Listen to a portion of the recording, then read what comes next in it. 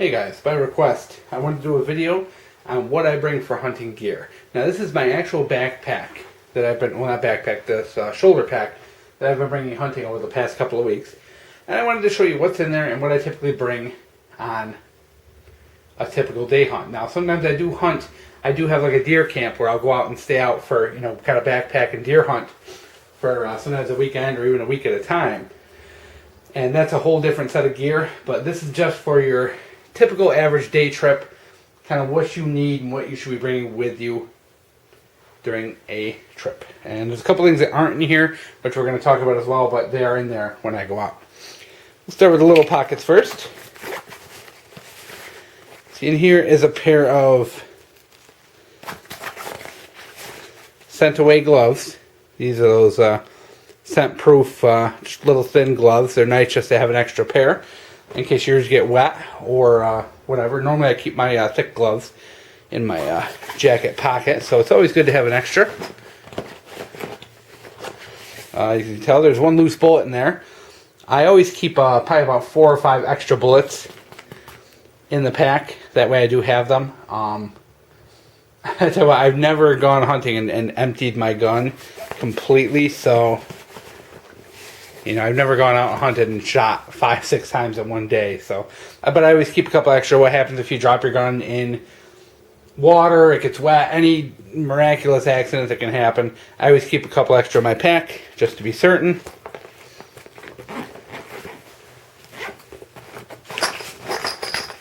Oh, there's the rest, I think. A couple more. These are what I pulled out of my gun. Typically what I do is because I try and keep the bullets, because I have gone out in the woods and forgot bullets before, so I try and keep them in my pack. So at the end of the day when I'm done, I throw them in my pack. So we're going to actually, since we're here, put that one back in with the rest. But always a good idea to have a couple extra bullets. You never know what can happen out there. Small medical kit. Very important to have a small medical kit and customize it as well, guys. Make sure in this medical kit you have, some larger bandages, bigger pieces of gauze, stuff to treat a gunshot wound, not a splinter. Remember that. It's always a good idea to have, I don't know why they taught us this in like hunter's education. It's always good to have a couple pieces of saran wrap in case someone has like a bad chest wound. You can, like the lungs deflating or whatever, you can cover the lung with it.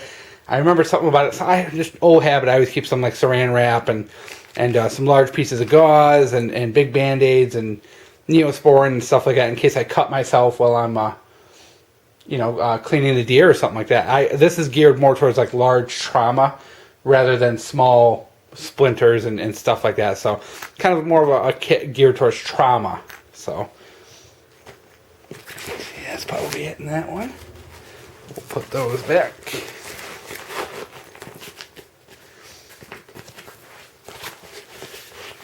Now we're going into this pocket. I used to bring backpacks, but now I tend to deal more with the shoulder bags. Backpacks I find kind of hard to get on and off while I'm hunting, especially when you're in tree stands and going up and down and things like that. I kind of found that they, you'd have to set your gun down to take your backpack on, pick it back up. A lot of room for problems. I like these shoulder bags because you can wear them in a tree stand. You can wear them while you're walking. There's really no reason to take them on or off unless you're like changing your clothes. So it's kind of nice. I do like the messenger bag over a backpack. Okay. Just a little thing of scent killer. I'm not big on scent killers, but I keep this. You never know when you're going to be going hunting or something like that, and maybe you spill your coffee on your way to your hunting spot. Maybe you step in a puddle of gas in your driveway, whatever, it's good just to have a little scent killer just in case something happens, from when you leave to when you get there, or, maybe if you are more into these scent products, typically it's a good thing to have just to keep your scent down.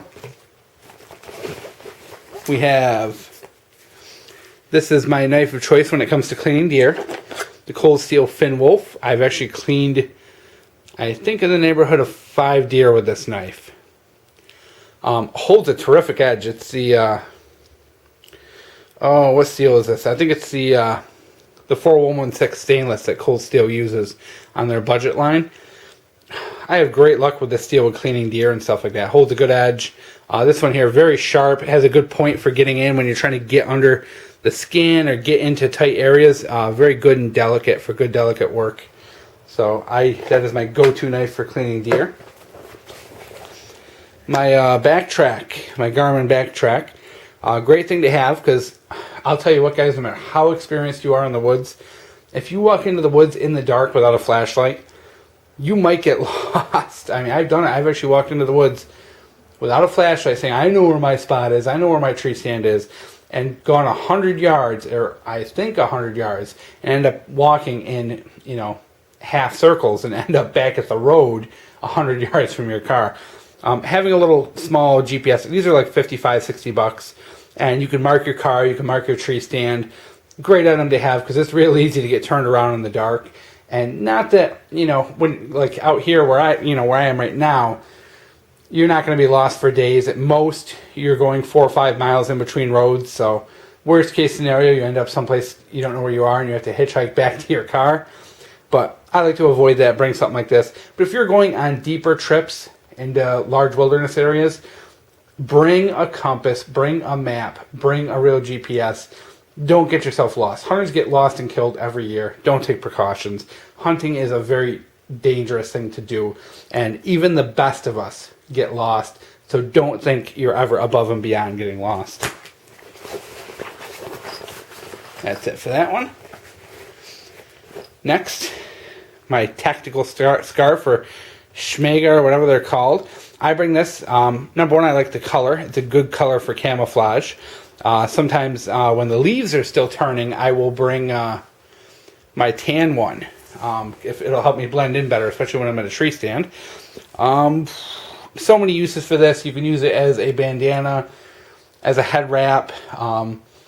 You can wrap it around your gun and use it as camouflage for your gun. You can almost, they're big enough where you can almost make like a little blind out of it. Use a couple of sticks and hang it up in front of you and use it as a blind so that you can actually move without the deer seeing you. I've done that before with them because they're pretty big. They're, pretty sizable, and you can put it, hang it up and with a couple of strings to a couple of tree branches and have a makeshift blind. You can also let them flap in the breeze and be a distraction for the deer because they'll see that movement and not be paying attention to you. You can put scent on them. You can, drag them behind you, put a little deer scent on them, drag them behind you for scent. These are makeshift bandages. They are, you name it, a million uses. Great thing to have, just like a bandana. These things are really great to have, and they're great investment for the $10. TP. Does Bushcraft 412 shit in the woods? Yes, every goddamn time I hunt. Never fails. I always bring TP, and I always put it in a Ziploc bag. The Ziploc bag is a great survival item in case you need to collect water or something like that if you get lost. But the TP, not only is it a good fire starter, but you're probably going to need it if you spend enough time hunting out in the woods. And in this bag, I have a couple of rubber gloves. I put on rubber gloves when I take a crap in the woods because, number one, if you're not bringing in some kind of like alcohol with you or something like that, do I really want to be sitting around the woods after I wipe my ass with dirty hands all day long? No. So I do tend to bring rubber gloves if I don't have like rubbing alcohol or something like that on me. Because hey, sometimes I forget it. Sometimes I bring rubbing alcohol. But I always like to have a couple gloves in with the toilet paper just in case, because shitting in the woods is no easy task, guys. No point in walking around with shit on your hands all day. So I put a couple just in there just for that. They're not for cleaning the deer. Water purification tablets. These weigh all of a couple of grams. Great item to have for survival if you do ever get lost, injured, or hurt. You've got fresh water. You can go weeks without food. You can only go days without water. My bag of scent products. This has got some various deer pisses, fox piss, buck lures, things like that. I don't use these very often, and most of these are a couple years old. They're probably no good by now, but I mostly just use them as you know, on those days when you're just not seeing anything and you're kind of desperate, I'll go out and maybe put a scent trail out, walk around, you know, and just see if it works, you know. I've only ever had maybe a couple of deer actually follow the scent trail over the years, but, you know, it's worked a couple of times, so sometimes it's worth a try if you're not getting any action out there. I put this little small survival kit in there. This SOL survival kit. Got a review on this bad boy. It's got everything. It's got a space blanket, fire starter, tinder, little fishing kit. If I ever get lost, whatever, and I have to spend the night in the woods, I'll definitely be a lot more comfortable with this. Flashlight.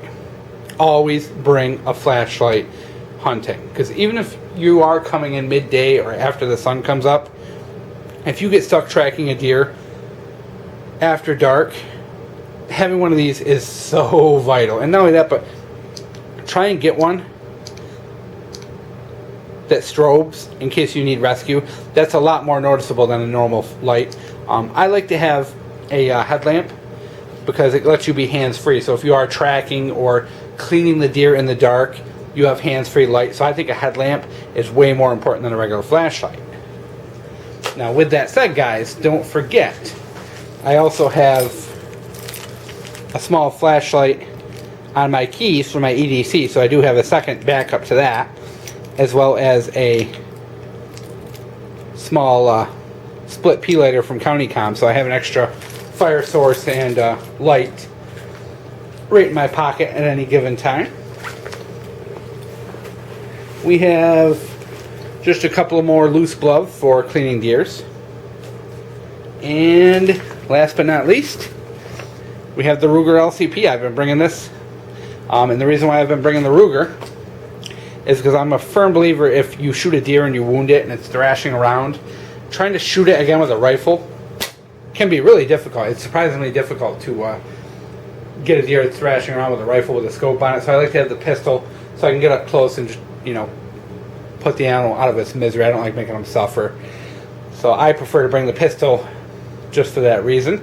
And plus it's a good signal device or self-defense. You can run into some loony hermit out in the woods or something like that. Makes you feel a little more comfortable to have it than to not have it. What I'm missing out of here, and because the last time I did go hunting, I did get a deer. Normally I have a couple of garbage bags. And those garbage bags are for if I have to bone out a deer in the woods, then I have garbage bags to put the meat in, and make sure they're unscented, guys. Don't get those scented ones, you'll ruin the meat. Also, I like to have a couple more Ziploc bags to put like the heart and the liver and other organs that I eat into. So normally I would have another bag, and in that bag would be like 2 or 3 folded up garbage bags, a couple more Ziploc bags, and some paper towels. I bring a couple of paper towels because when you get done cleaning the deer, it's nice just to have something to wipe your hands off with and get, you know, some of the blood and gore off you, so, and off your equipment as well. So there is usually a Ziploc bag like the same size as this toilet paper one, couple of garbage bags, some other Ziploc bags, a few things like that, you know, so you have what you need to clean the deer. Also rope. The rope I used for the deer is not in here as well. Normally I keep probably about like 10 to 20 foot of paracord, and the reason I keep it, if you're cleaning the deer, sometimes it's nice to be able to tie up the deer's front legs to a tree and spread them out. That way it's easier sometimes to clean the deer when it's vertical. Your choice, your opinion as to how you do it, but I like to have that option, so if it's a real pain in the butt deer or a pain in the butt area, I can tie those front legs up and kind of let it hang a little bit. Some other items I bring, not all the time, but most of the time, lots of times I will bring a small hatchet, and I use that sometimes to get through the pelvic bone. Or if you're you know, quartering the deer on the spot, it's nice to be able to quarter it right there with a small hatchet. Plus it's good for clearing limbs if you want to make shooting lanes or anything like that. Nice to have a small hatchet or a small saw. I bring those sometimes, but not all the time. If I'm going on longer trips, I will bring extra batteries, things like that, a full compass, you know, real compass, things like that. But for a normal run-of-the-mill hunting trip, this is what I bring on a daily basis. And it only goes up from there depending on the hunt. So This is the bare minimum. Oh yeah, that's the best way to put it. This is the bare minimum I bring with me. I only bring more than this. So I hope you enjoyed. This is what I bring hunting.